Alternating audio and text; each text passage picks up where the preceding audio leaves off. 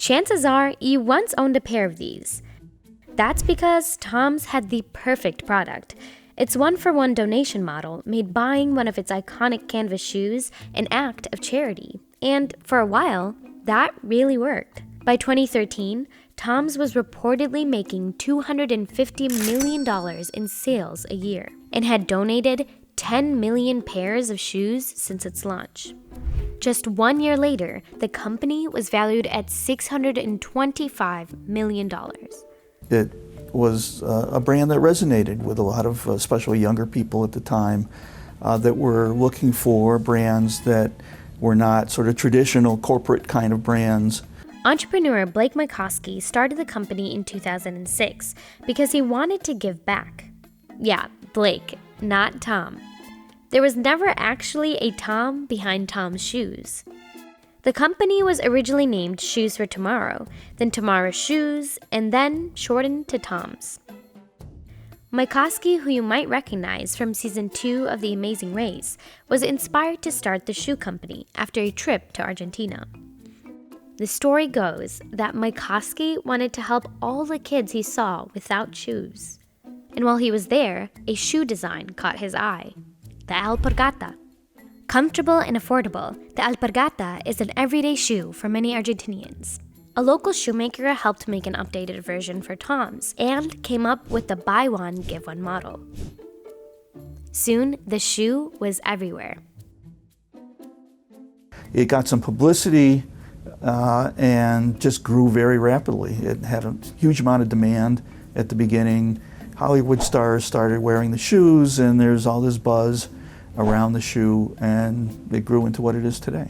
And Tom's slip-on canvas shoes became synonymous with the brand, turning into what marketing pros call a hero product. A hero product is a product that is the archetypal brand, all right, for a company, the one that's the most successful that people think of when you think of the company. So, for example, like Nike, it could be Air Jordans. For Porsche, it might be the 911. It's like how when you see Hermes, you think of the Birkin bag, or associate Heinz with ketchup. For Toms, it was the original shoe, based on the Alpargata. And paired with its charitable giving model, Toms seemed unstoppable.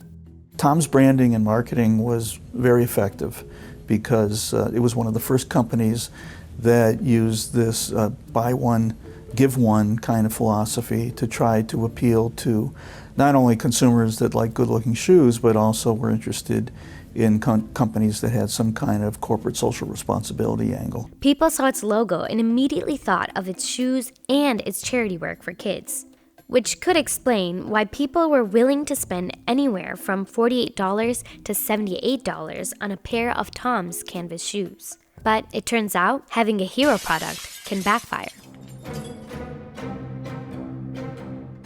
The hero product for Tom's shoes is the Alpargata variant or model of the shoes, and they relied on that one model too long. The hero product can become stale at some point if it's not rejuvenated. Not to mention, Tom's slip-on shoe design was easy to copy, so competitors did.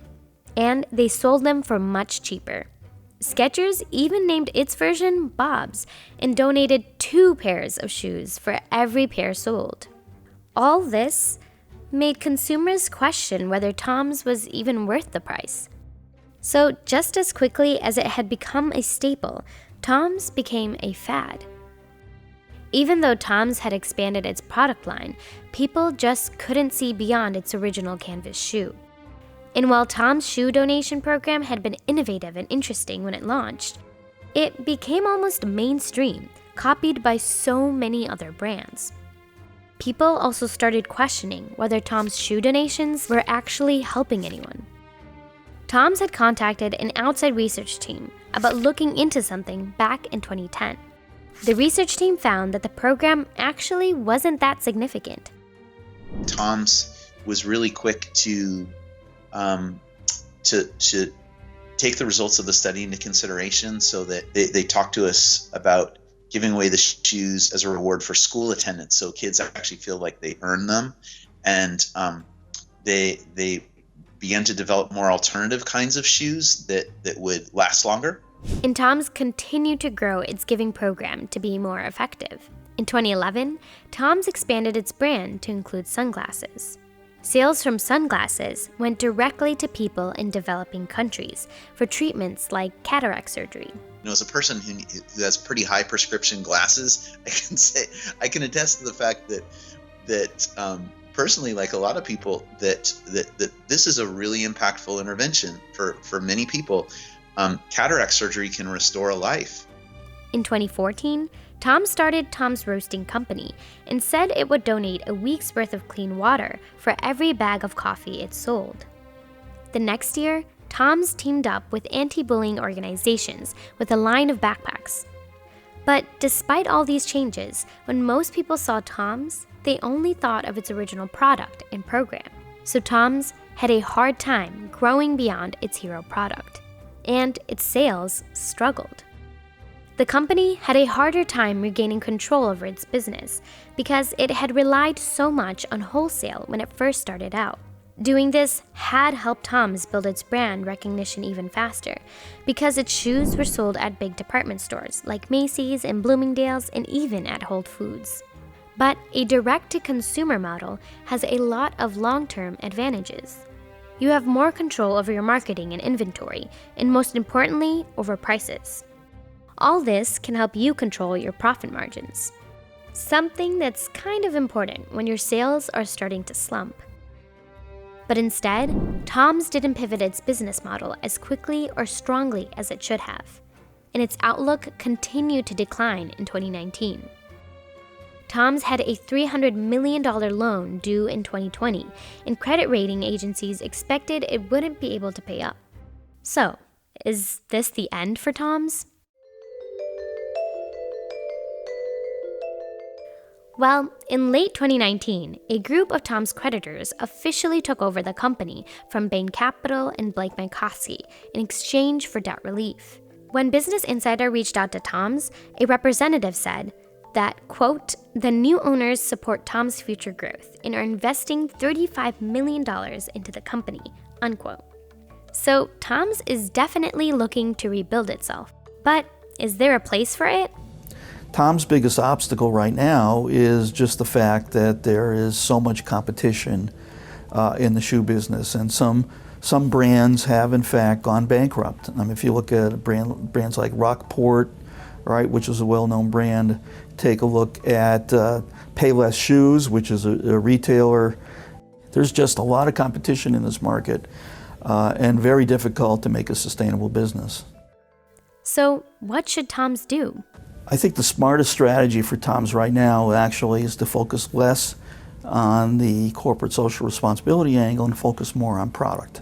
I think they need to develop more product varieties, styles, colors that consumers want to buy, and I think that's the area they should focus on. Another thing Tom's needs to work on is its brand experience. A lot of successful brands that started as direct-to-consumer, like Warby Parker, like a Casper, like others, Bonobos, for example, started only direct-to-consumer, went to retail, gave their customers a chance to, again, experience the brand. And today, brand experience is extremely important for consumers to have a strong affinity to the brand. I think Tom's has to do more of that. But even if Tom's isn't able to recreate its original success, it still made a lasting impact in the worlds of business and fashion. Brands having a social mission might be commonplace today, but Tom's was the one that made it mainstream. And despite everything, Tom's might still be the best at it. I'd say Tom's is one of the most nimble organizations that I've worked with as a development economist. They have a whole department that's devoted to impact evaluation. In November 2019, Tom's announced that it would be evolving its one-for-one giving model. Tom's will now be donating $1 for every $3 it makes. According to the company, this creates a more flexible and sustainable way of giving. So I think Tom's is a learning organization, and when it comes to development and poverty interventions, trust me, we're all learning, and that's the key. So who knows? With the right product, Tom's could be the next big thing again.